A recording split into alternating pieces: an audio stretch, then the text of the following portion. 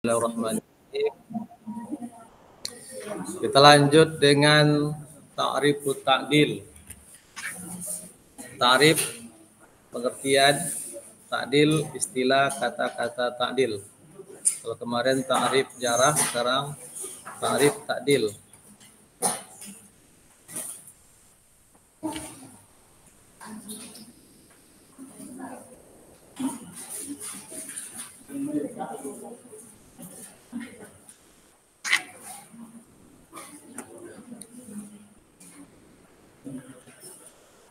At-ta'dil fil lughah.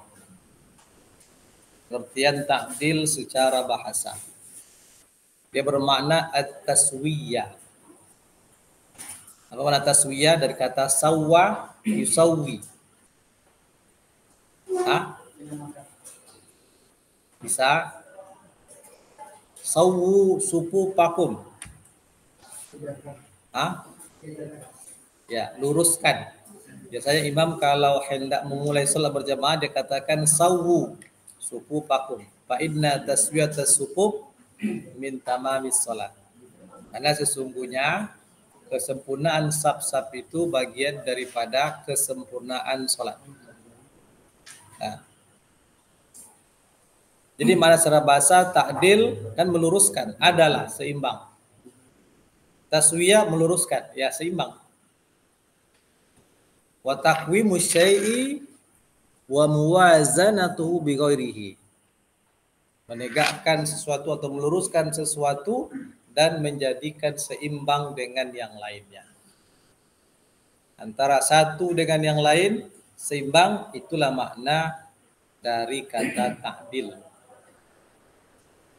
Kalau begitu, penilaian ta'dil oleh para ulama kritik terhadap para perawi itu memang benar-benar objektif, tidak subjektif. Artinya sesuai apa yang ada fakta pada kepribadian seorang perawi itu yang diungkapkan,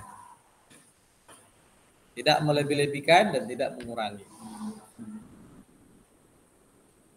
Nah sekarang ta'dil menurut istilah.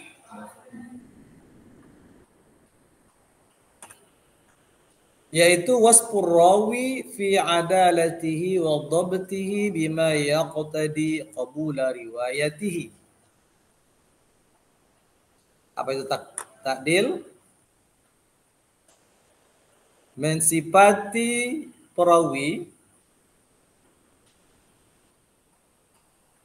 dalam hal keadalahan dan kedhabitannya.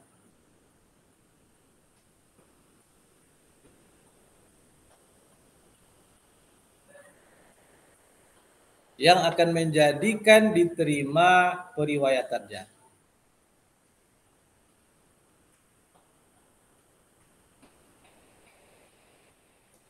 Kemarin pada jarah wasfur rawi fi adalatihi wa dhabtihi bima yaqtadi talyina riwayatihi au tadaifaha au raddaha. Itu kan kemarin.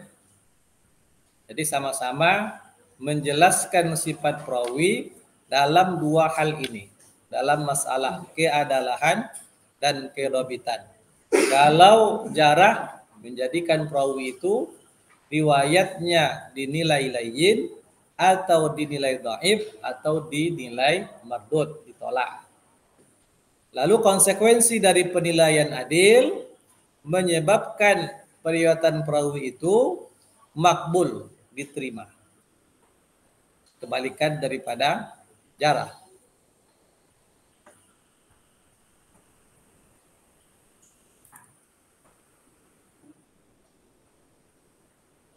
Oleh karena itu, di sini dijelaskan wal qabulu huna ala itlaqihi fayasmul.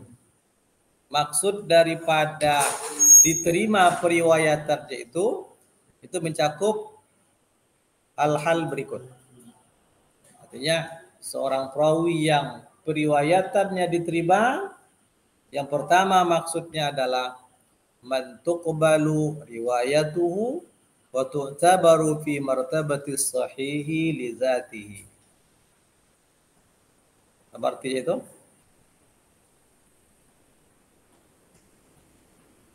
Perawi yang diterima periwayatannya dan dianggap berada pada tingkatan sahih li dzatihi. Sahih li dzatihi. Sekarang apa itu sahih li dzatihi? Masih ingat apa itu sahih li dzatihi? Ah? Apa?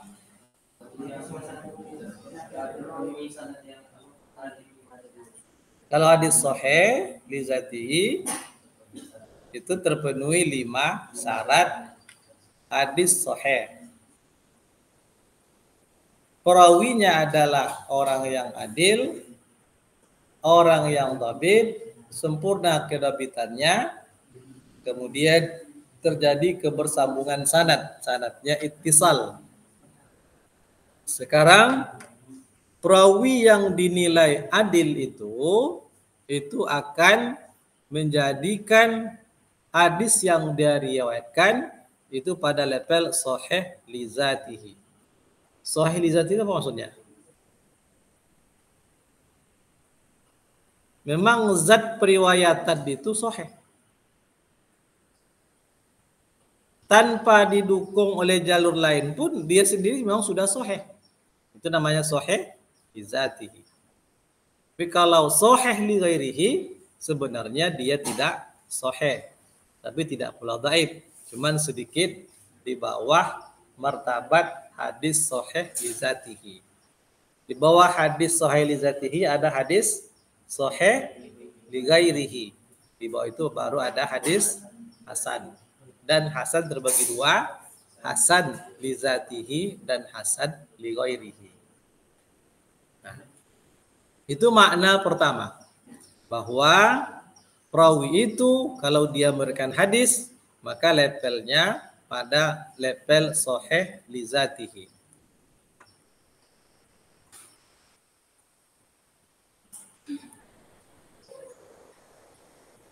Yang kedua, man tuqbalu riwayatuhu wa tu'tabaru fi martabatil hasani li dzatihi. Yaitu rawi yang diterima periwayatannya dan dianggap berada pada level hasan li dzatihi.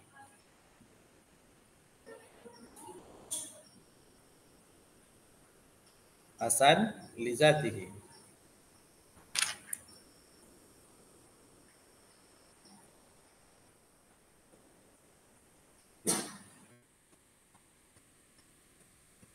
Apa itu hasan li dzatihi?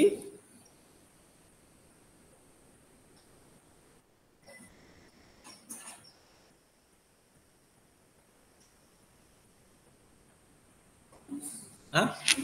Hadis hasan apa hadis hasan? Nah, ini enggak putus ini ulumul hadisnya. Ya. Kalau perawi yang hadis sahih dari sisi kedabitannya tamud dhabti, sempurna kedabitannya. Kalau yang hasan habtud dhabti, atau ada juga hasan dengan sebab lain, tapi tidak sampai pada level dhaif. Nah, itu yang hasan li dzatihi. Hasan li dzatihi masuk kepada kategori hadis makbul. Jadi hadis makbul itu ada yang sahih li dzatihi, ada yang hasan li dzatihi, dan ada juga yang ini yang makbul itu hasan li ghairihi, masih dikategorikan kepada makbul. Hanya saja kalau seorang perawi dia sampai pada level hasan li ghairihi itu tidak masuk dalam kategori ini. Apa sebab? Kalau hadis yang hasan li ghairihi sebenarnya dia adalah dhaif, cuman karena ditunjang oleh riwayat lain naik dari dhaif yang tidak terlalu dhaif menjadi hasan. Nah, itu. Jadi perawi yang dinilai adil itu minimal hadisnya akan dinilai hasan li zatihi. Wa zalika lianna haula yuhtajju bimarwiyatihim wa in tafawatat maratibuha.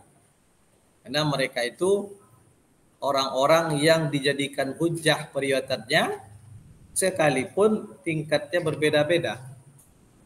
Artinya kalau perawi yang levelnya sahih li zatihi tentu akan lebih tinggi daripada perawi yang hadisnya dinilai hasan li zatihi.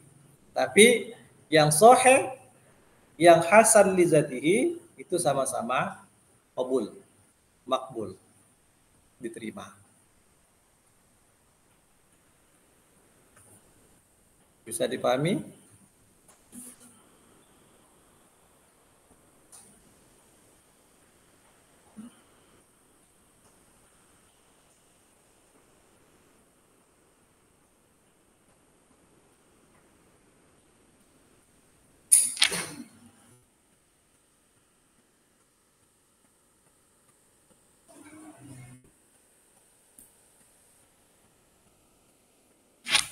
Nah, sekarang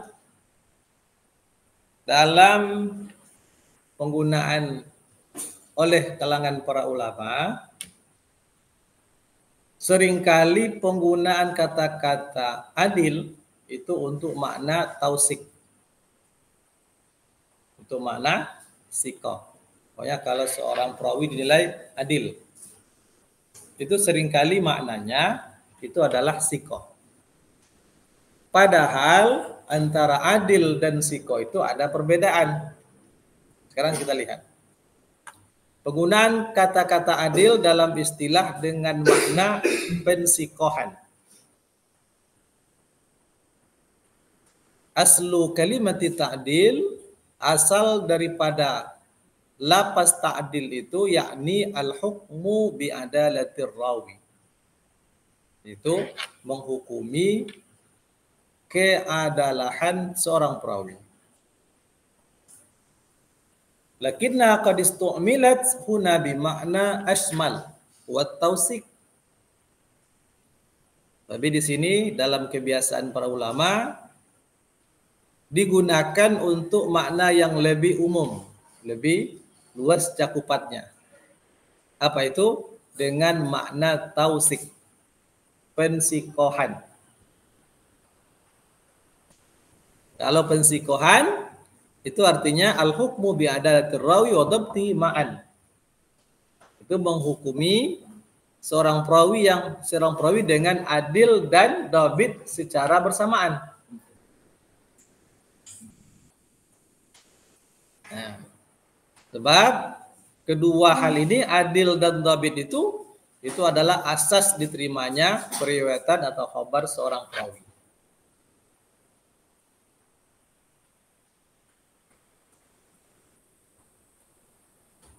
Paham di sini maksudnya? Nah, sekarang kita bedakan dulu. Apa beda antara adil dan sikoh? Apa bedanya?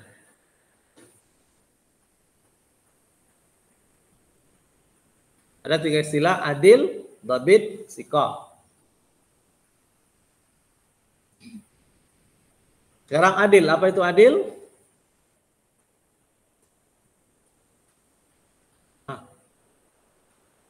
Adil. Kalau dalam bahasa kita apa itu adil? Tidak berat sebelah, Pak. Itu bahasa kita. Tapi dalam bahasa ilmu hadis, adil itu adalah keistiqomahan seorang dalam menjalankan perintah agama, menjauhi larangan agama, dan yang ketiga menghindarkan dirinya dari hal-hal yang bisa merusak muru'ah. Itu yang disebut dengan adil. 3 ya. Taat menjalankan agama, istiqomah, kemudian menjauhi yang dilarang oleh agama, baik itu berupa dosa besar ataupun dosa kecil. Kemudian yang ketiga, menjauhi perkara yang bisa merusak mur'ahnya. Apa contoh mur'ah? Kalau umpamanya dia seorang bupati, lalu dia sarapan pagi di pasar hewan, baunya luar biasa, makan sarapan pagi di situ. Ini dianggap orang apa ini? Rusak mur'ahnya. Tapi tidak semua tempat seperti itu. Bagi sebagian tempat saja.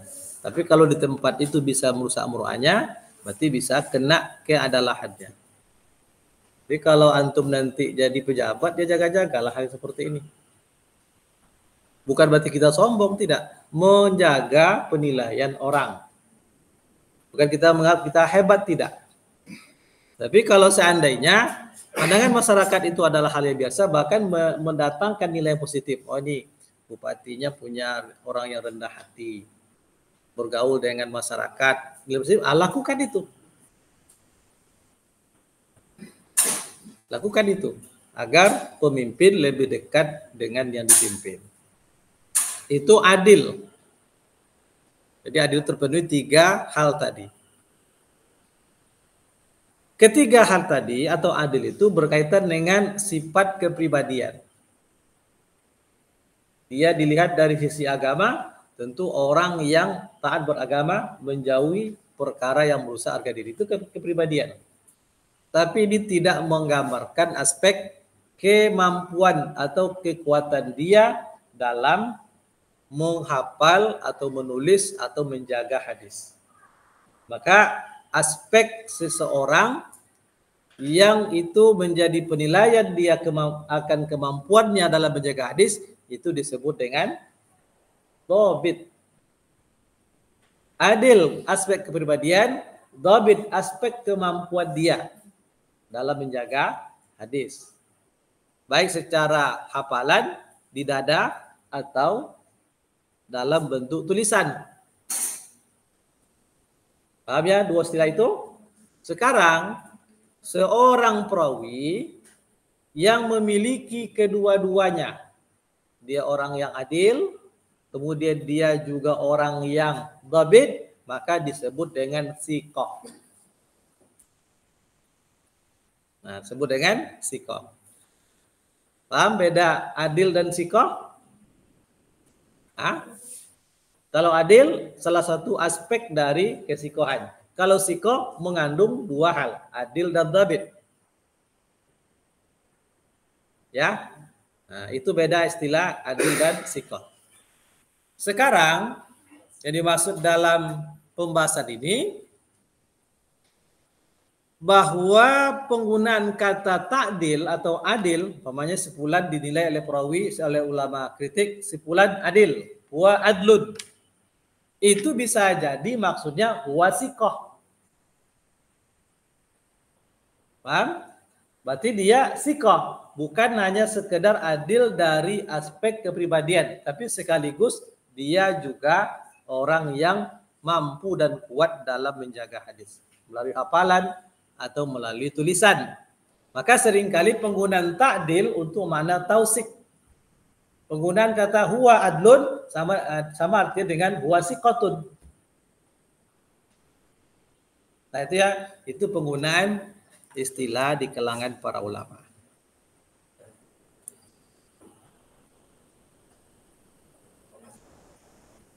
Sekarang dijelaskan di sini maksud dari adalah.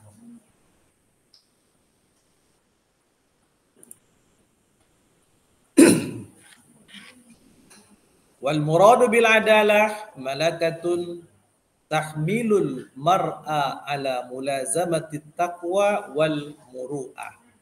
Ini definisi yang simpel dan mencakup.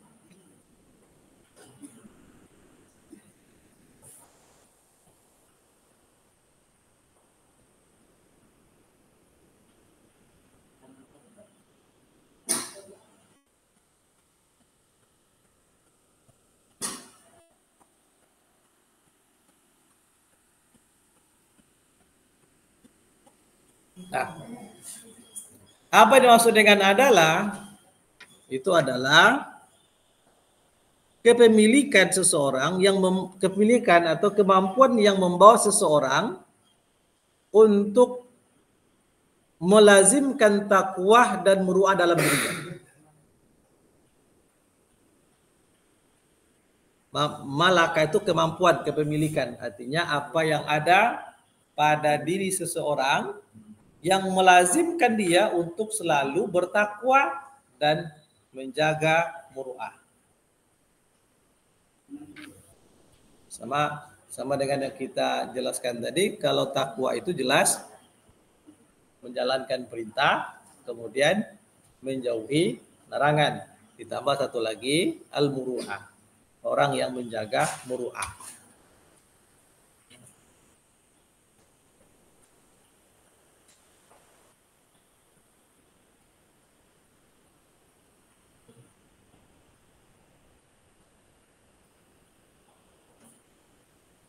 Itu yang disebut dengan adalah. Jadi adalah itu semacam sifat, sementara al-adul itu seolah ditujukan kepada orang yang memiliki sifat itu. Sekarang lebih dirinci lagi, al-adlu wal muslimu al-balighu al-akilu as-salimu min asbabil fisq wa khawarimil muru'ah. Itu disebut dengan adil atau orangnya. Apa itu? Seorang yang adil, dia adalah seorang muslim. Maka dalam pandangan syariat, dalam pandangan agama kita, dalam pandangan ulama, tidak ada orang yang adil kalau dia tidak muslim. Jadi yang adil itu dalam pandangan agama mesti orang yang muslim. Andaikan ada non-muslim, walaupun dia banyak berbuat baik, sepertinya menebarkan kebaikan, membantu fakir miskin, dan yatim pendidikan, tapi kalau dia tidak muslim, dalam pandangan Islam, dia tidak bisa dikatakan adil. Kan dulu pernah, mana baik pemimpin non-muslim, tapi dia adil, tidak korupsi, dibandingkan dengan muslim yang koruptor. Mana yang baik? Tidak bisa dibandingkan. Apa sebab? Dalam pandangan Islam, orang yang dikatakan adil itu mesti seorang muslim. Karena adil dalam pandangan Islam itu tidak hanya terkait dengan hal-hal zahir saja, tapi ada hubungan dengan syariat. Nah, itu kira-kira. Bukan adil dalam menurut akal saja, tapi ada hubungan dengan agama. Jadi seorang yang adil, dia mesti seorang muslim. Seorang muslim. Kemudian yang kedua, dia mesti orang yang balik. Apa itu balik? Hah? Antum udah balik belum nih? Ada yang belum balik? Ada yang belum balik? Apa itu balik? Hah? Balik udah cukup umur. Umur berapa seseorang balik? Kalau laki-laki umur berapa? Hah? Laki-laki umur baliknya berapa? Ada yang 12 tahun, 11 tahun, ada yang lebih. Tanda-tanda fisiknya sudah ada kumisnya. Yang ada kumis, udah balik belum nih? Ada yang mungkin lebih cepat lagi. Itu balik. Kalau perempuan umur berapa? Lebih cepat lagi. Ada yang mungkin umur 10 tahun. Ada yang 9 tahun. Ada juga yang lambat. Tapi ada tanda-tandanya. Laki-laki diawali dengan bermimpi basah. Perempuan datangnya menstruasi. Itu balik. Kemudian yang ketiga al-akil. Apa itu akil? Masuk berakal seperti apa?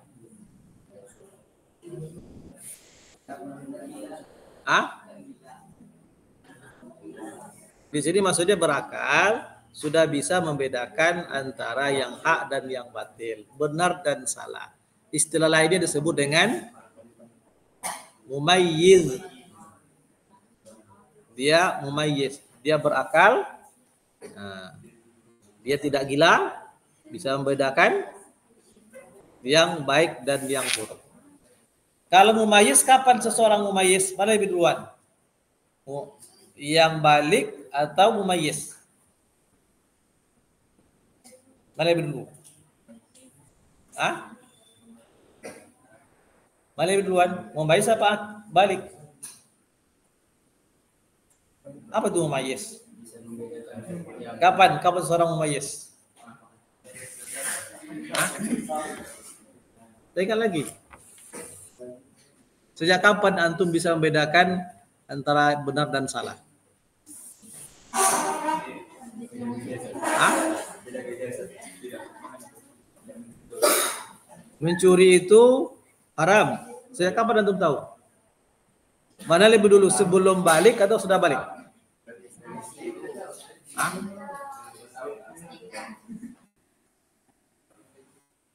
Ya, balik itu lebih mumayyiz itu lebih duluan daripada balik bagi kebanyakan orang. Ya. Sehingga seseorang boleh menjadi imam. Beda pendapat ulama, ada yang mengatakan harus balik, ada yang mengatakan mumayyiz saja sudah cukup. Kalau Imam Syafi'i, kalau tidak salah itu syarat seseorang jadi imam itu mumayyiz sudah boleh. Tidak mesti menunggu balik. Apa sebab? Karena ada hadis dari Abdullah ketika dia pulang kampung saat penaklukan kota Mekah. Penaklukan kota Mekah terjadi tahun ke-8 Hijriah. Orang berbondong-bondong masuk Islam. Kemudian dia pulang kampungnya, yang Islam tentu menunaikan sholat. Sementara mereka harus menentukan siapa imamnya. Maka imam itu ditunjuk, dipilih. Siapa yang paling aqra' di antara mereka, li kitabillah, paling mampu membaca Al-Quran, paling banyak hafalan, itu yang didahulukan. Terpilihlah Abdullah ini. Nah, dia jadi imamnya. Setelah Rasulullah meninggal, dia cerita kepada Ibnu Abbas tentang peristiwa itu. Lalu Ibnu Abbas mengatakan, itu kamu kira-kira berumur berapa tahun? Dikatakan antara 5 atau 6 tahun. Dia sudah diangkat jadi imam.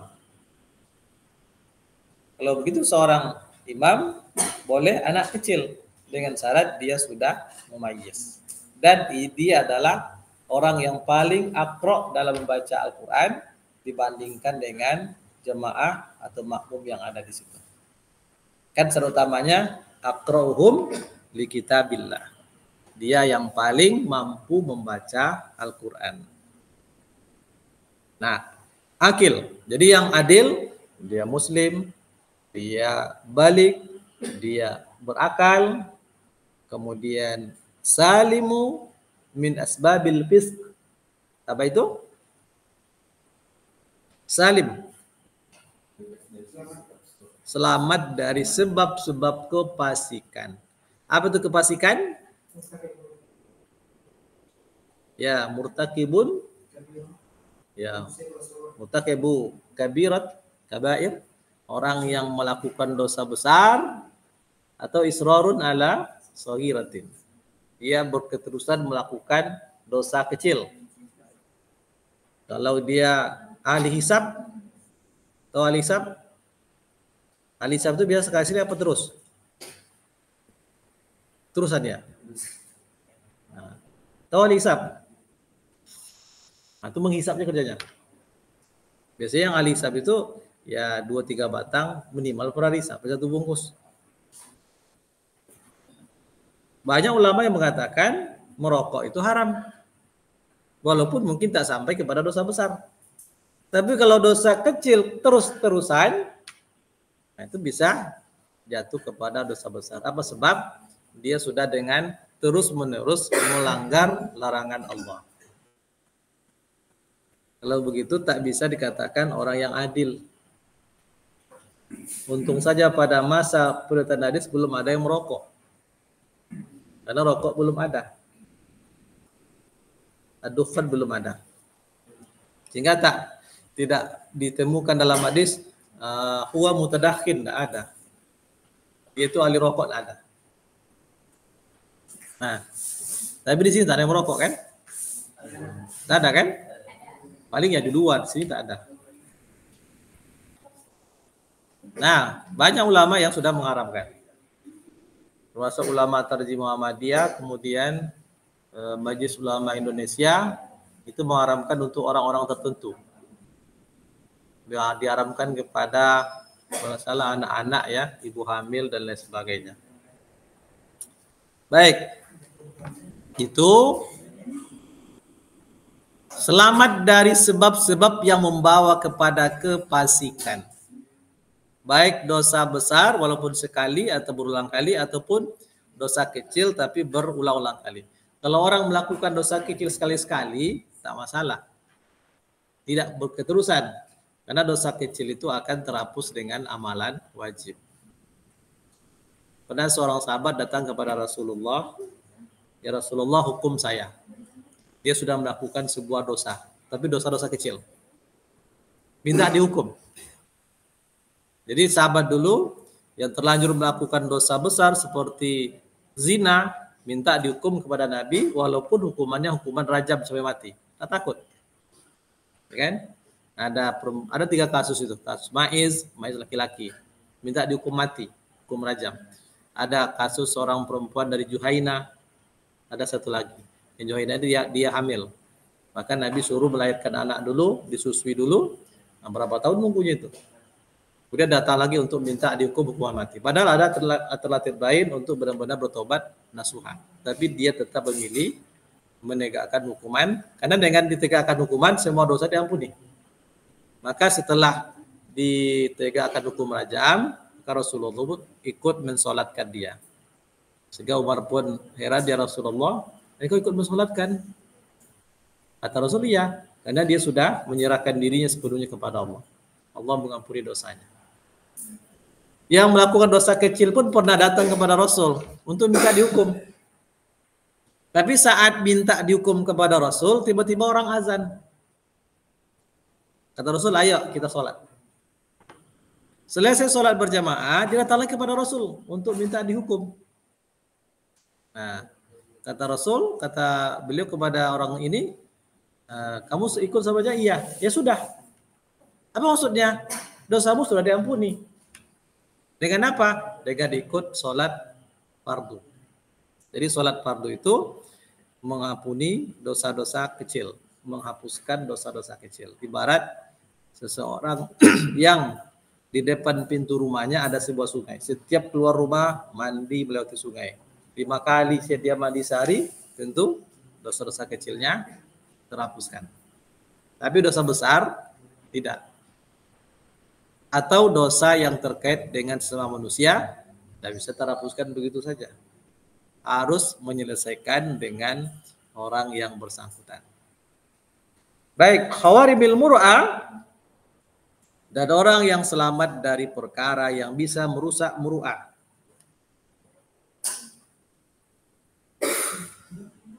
Itu yang disebut dengan adil.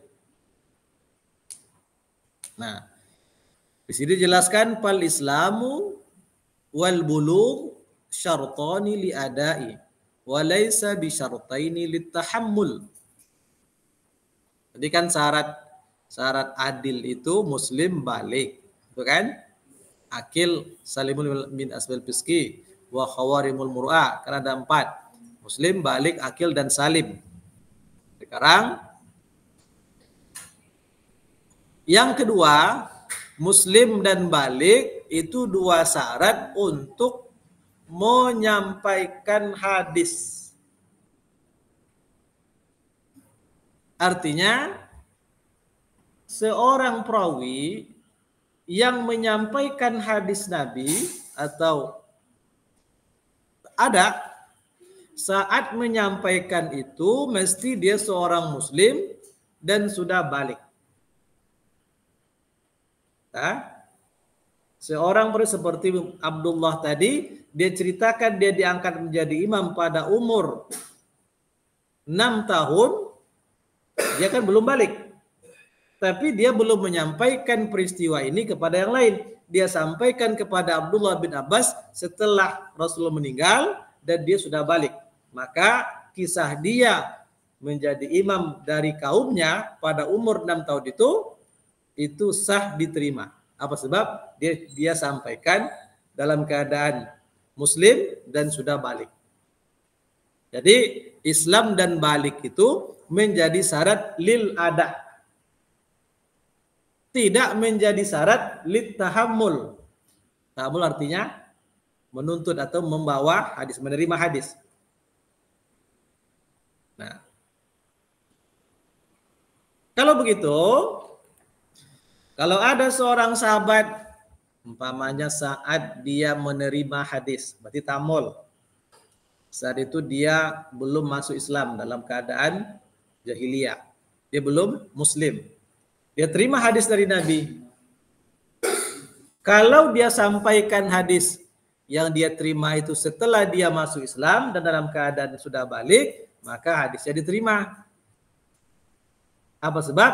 Karena syarat menyampaikan tidak mesti dia muslim dan balik. Tapi kalau dia sampaikan hadis itu saat dia belum jadi muslim, hadisnya tidak diterima. Apa sebab? Karena syarat sahnya diterima seseorang menyampaikan hadis, mesti dia sudah muslim dan sudah balik. Paham kira-kira? Kalau untuk menerima, itu tidak disyaratkan Islam dan balik. Kalau seseorang sahabat menerima hadis pada waktu dia belum balik, asalkan dia sampaikan setelah balik, maka riwayatnya bisa diterima. Tapi kalau dia sampaikan sebelum balik, tidak diterima. Karena syarat ada atau muaddi itu mesti muslim dan dia mesti seorang yang balik. Nah, maka di sini disebutkan faqad tahammala ba'du sahabati qabla islamihim summa addau ba'dahu. Sungguh sebagian sahabat menerima hadis itu sebelum mereka masuk Islam, kemudian menyampaikan setelah mereka Islam. Wa tahammala sigharus sahabah hala sabahum wa addau ba'da bulughihim. Dan sahabat-sahabat menerima hadis pada waktu mereka kecil belum balik dan mereka sampaikan setelah mereka balik, tapi hadisnya diterima. Nah,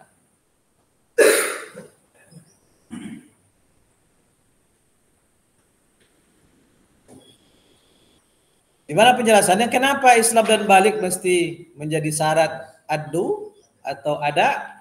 Karena wal bulu wal aqlu huma manatut taklifi syar'i.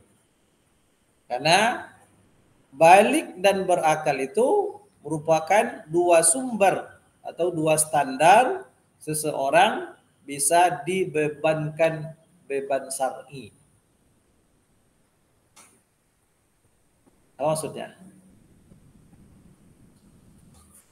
Kalau orang belum balik, itu tak ada beban syar'inya. Namanya dia belum balik, umurnya masih 4 tahun, jangan dipaksa sholat 5 waktu, dia belum balik, belum tak mukallaf dia. Mukallaf diberikan beban hukum. Atau dia tak berakal, jangan dipaksa puasa. Anak kecil, dia belum berakal, jangan dipaksa untuk sholat dan berpuasa. Karena mereka belum berakal. Seperti anak umur 4 tahun, 5 tahun. Atau dia belum balik, akal mungkin sudah. Tapi umur 7 tahun baru mulai untuk diajarkan sholat. Dilatih sholat, tapi jangan dipaksa. Baru boleh seorang anak dipaksa untuk melaksanakan sholat kalau sudah berumur 10 tahun. Kalau sudah 10 tahun, itu mesti dipukul kalau dia tak mau sholat.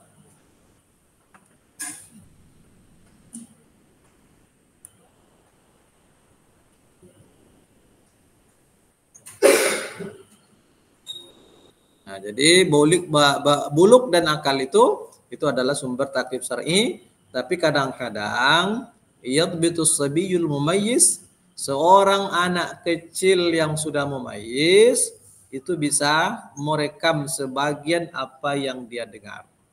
Bisa menyimpan, bisa menghafal sebagian apa yang dia dengar, yang dia saksikan. Nah, seperti Abdullah tadi. Banyak anak-anak itu kalau sudah umur 5 tahun, dia ingatannya kuat. Hafalannya kuat, dia jaganya kuat. Bahkan kadang lebih kuat daripada orang yang dewasa. Kita saja mungkin masih ingat dulu saat umur 5 tahun, sekolah TK di sini, masih ingat apa yang kita lakukan. Ya kan? Begitu kuatnya ingatan umur 5 tahun. Belum balik, tapi sudah mumayyiz. Nah, oleh karena itu para ulama berpendapat umur mumayyiz itu sudah boleh mereka tahammul, cuman belum boleh mereka menyampaikan. Kalau mereka sampaikan juga belum diterima karena mereka belum berakal atau balik. Nah, jadi sungguh sebagian mereka itu mampu menghafal apa yang didengar, apa yang disaksikan. Oleh karena itu, dianggaplah ada huwa ba'dal buluk lima tahammalu halas subah. Maka diterimalah penyampaian dia setelah balik terhadap apa yang dia terima sebelum balik. Dan dia bisa menyimpan. Mana yang paling kuat hafalan anak kecil daripada orang dewasa? Mana lebih cepat daya tangkapnya untuk menghafal anak kecil daripada orang dewasa? Hah? Sebetulnya kalau daya tangkap mana yang lebih cepat orang dewasa daripada kecil, lebih cepat orang dewasa. Tapi mana yang lebih lama daya simpannya anak kecil. Kalau orang dewasa daya simpannya sebentar. Tapi kalau untuk menangkap memahami cepat. Tapi untuk menyimpan, itu yang sebentar.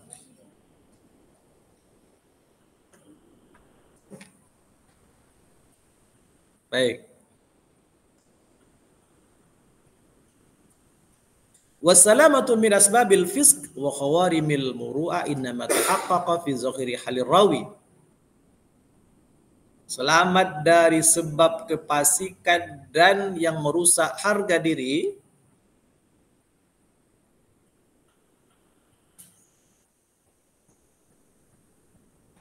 Nah, itu nampak dari zahir keadaan perawi. Karena kalau orang fasik kan nampak, dia tak sholat, dia itu berdusta, nampak. Dia mencuri, itu perbuatan zahir. Dia menghibah orang, perbuatan zahir, nampak. Lakin yakillu tadaifur rawi bi fi'lihi ma yukhramul muru'ah. Hanya saja, kata penulis kitab ini, sedikit sekali para perawi yang dinilai dhaif yang disebabkan oleh perkara yang merusak muru'ah. Tapi ada.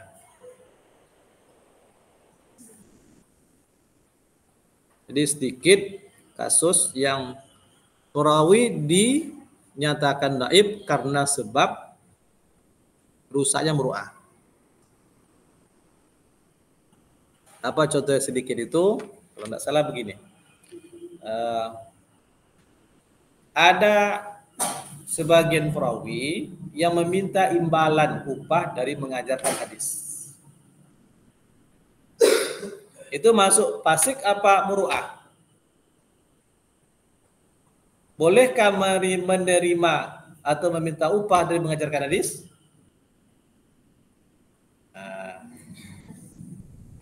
Bolehkah menerima upah? Kalau sekarang kan menerima amplop. Ada antum yang aktif ceramah. Nanti antum semua harus menjadi dai. Setelah usai ceramah, khutbah, dikasih amplop itu. Yang penting bukan amplopnya isinya. Itu upah. Nah, sekarang bolehkah seseorang yang mengajarkan ilmu Al-Quran, hadis menerima upah dari pekerjaannya mengajarkan Al-Quran atau hadis itu? Boleh. Apa dasarnya? Hah? Apa dalilnya? Hah? Apa? Apa itu?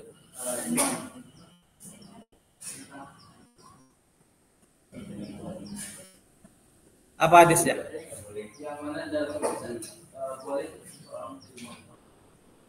Hadisnya apa?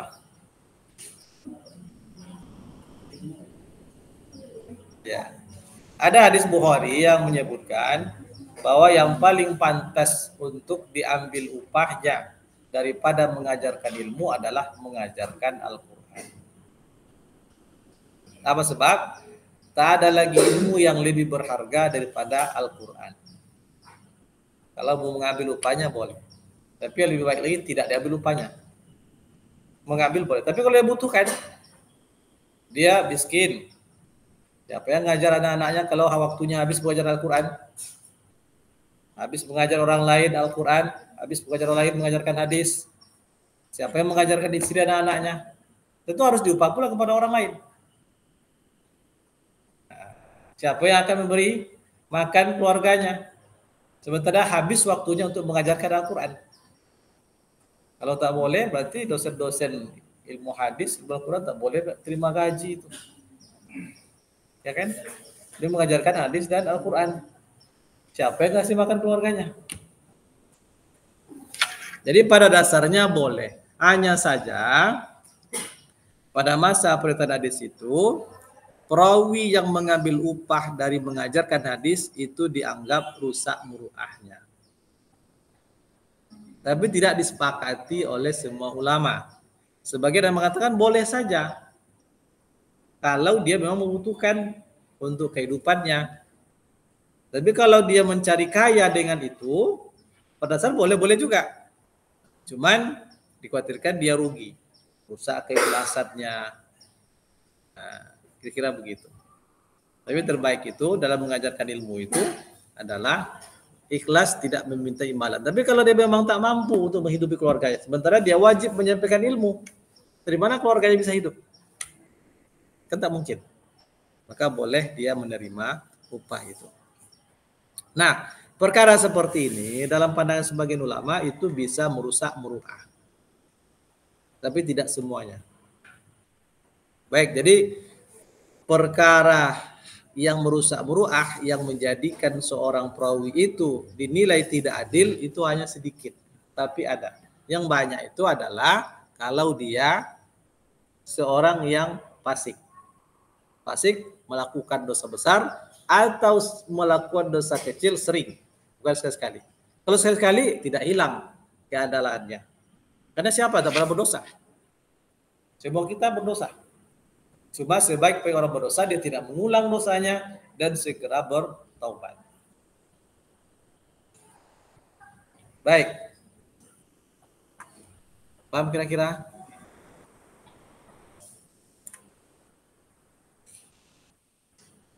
Sekarang maksud daripada dhabit.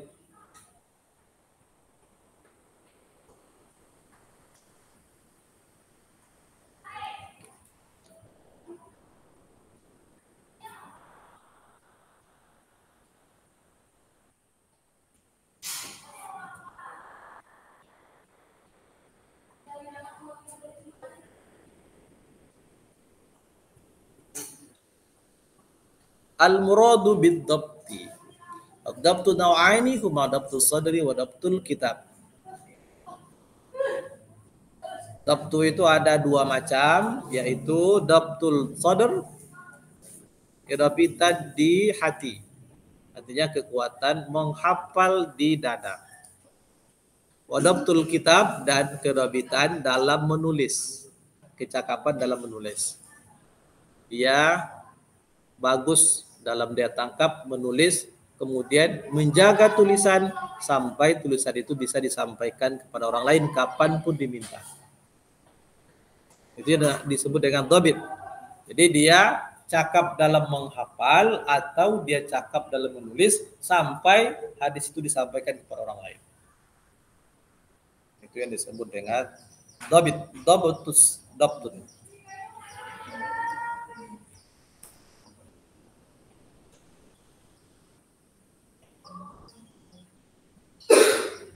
Dan dhabit sadar itu adalah seorang perawi yang yaqizan ghairu mughaffalin.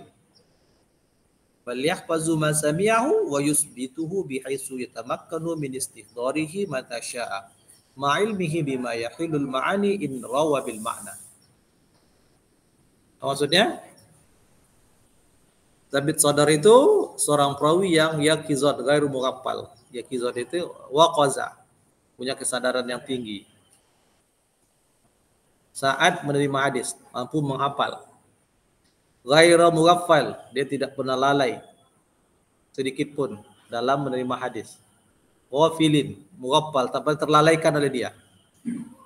Apa yang disampaikan seorang guru, detailnya bisa dihafal, bisa dia tangkap. Dia simpan dalam hatinya, dalam dadanya, atau bisa dia tulis. Tidak ada yang terabaikan. Itu namanya ghairu mughaffal. Nah, bal yahfazu ma sami'ahu. Bahkan dia bisa menghafal apa saja yang dia dengar. Nah, itu namanya dhabit. Bahkan kalau seandainya batuk pun bisa dihafal, dihafal itu. Dia sedang mendengar hadis, ada orang batuk. Kalau bisa batuk itu dihafal, dihafalnya. Begitu kuatnya hafalannya. Tidak seperti kita.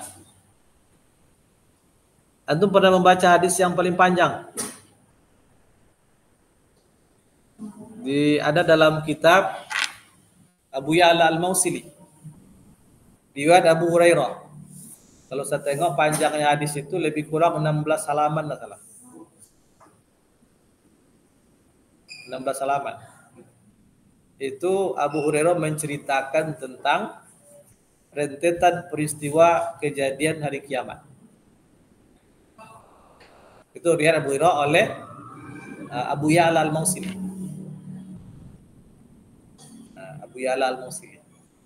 Mulai dari ketika Allah menciptakan langit dan bumi, Allah perintahkan malaikat Israfil untuk meletakkan trompet di mulutnya. Trompet itu ibarat sebuah tanduk hewan. Kemudian mengarahkan corong trompet itu ke aras. Nah, begitu ceritanya. Kemudian menunggu instruksi dari Allah kapan mau ditiup. Nah, baru mulailah dari ketika Allah perintahkan ditiup pertama kali untuk menggoncangkan alam. Dalam hadis itu disebutkan bahwa trompet ditiup 3 kali. Kalau dalam Al-Quran hanya 2 kali. Di sini 3 kali. Hadisnya panjang sampai nanti nasib manusia di akhir antara surga dan neraka. Panjang sekali. Hafal oleh Abu Hurairah itu. Kita menghafal satu hadis saja berulang-ulang kali belum tentu hafal. Nah, dia 16 halaman. Hafal ya. Begitulah kuatnya hafalan orang dulu. Nah, kalau kita jarang sekali, nyaris tak ada yang sekuat itu hafalannya. Kalaupun hafalan seseorang itu kuat menghafal Al-Quran, itu memang Al-Quran dihafal berkali-kali baru bisa mungkin. Belum kita temukan ada seorang sekali baca ayat dalam surah Al-Baqarah 282 yang paling panjang itu, sekali baca dengar langsung hafal. Pernah ketemu orang seperti itu? Tidak pernah kan? Kalau sahabat biasa itu. Nah. Jadi dhabit itu adalah seperti itu. Dia yaqizan punya kemampuan menangkap, menghafal, ghairu mughaffal, dia tak pernah melewatkan atau lalai dari apa yang dia dengar, bahkan dia menghafal ma sami'ahu, apa saja yang dia dengar, wa yusbituhu, dan dia kokohkan hafalan itu. Hatta bihaitsu yatamakkana min istighdari mata syaa. Seukuran mampu untuk menghadirkan hafalan itu kembali kapanpun diminta. Nah, itu namanya dhabit sadar. Antum terima pelajaran sekarang yang namanya dhabit sadar itu kapanpun diminta, di tengah jalan ketemu sebulan lagi bisa mengulang. Nah, materi tanggal 24 pukul 8.45 judulnya ini bisa diulang semuanya itu kapanpun diminta. Itu namanya dhabit sadar.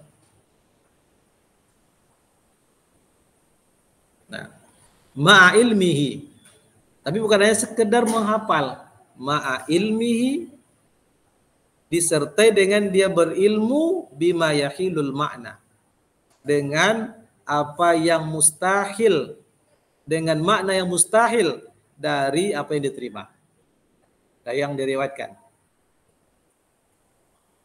Ya, dia memberikan hadis tapi dia tahu makna ini tidak mungkin masuk ke dalam lafaz yang dia riwayatkan.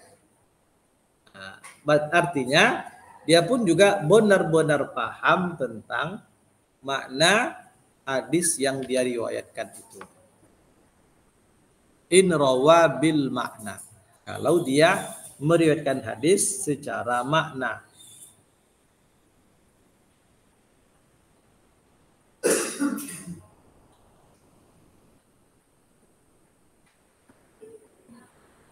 Secara makna.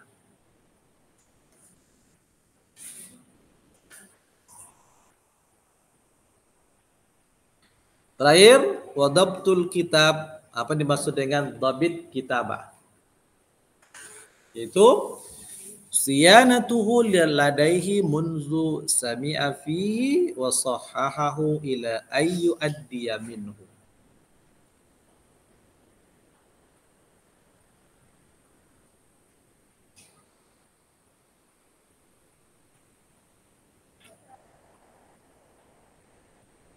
Siyanatuhu ladaihi, dia mampu menjaganya di sisinya. Dia mampu menjaga hadis itu dalam tulisan dan tulisan itu sendiri. Dia bisa menulis dengan cepat, tidak ada yang terlewatkan dari apa yang dia dengar. Dia bisa menjaga tulisan itu sejak dia tulis, dan dia juga bisa mengkoreksi tulisan itu sejak dia dengar sampai kepada dia menyampaikan. Itu namanya dhabit kitab. Dhabit kitab. Mulai dia terima dari guru, dia catat. Catatan ini dijaga dengan baik. Kemudian dia bisa menentukan mana catatannya yang tak benar, mana yang benar dia bisa. Itu namanya mutqin. Jadi mutqin itu secara bahasa bisa kita artikan dengan profesional. Kalau orang yang hafalnya sudah profesional, ya memang betul-betul dikuasai. Seperti menghafal surat Al-Fatihah. Kita kalau baca surat Al-Fatihah lalu silakan tak mikir-mikir lagi. Kalau ada orang menghafal masih mikir-mikir, itu belum hafal di dada. Ya. Itu juga dalam tulisan, dia mampu menjaga tulisannya sejak dia terima, dia dengar sampai kepada dia menyampaikan tulisan itu kepada orang lain. Itulah dua bentuk dhabit, ada dhabit kitab, ada dhabit sadar, ada dhabit kitab. Ada pertanyaan sampai di situ?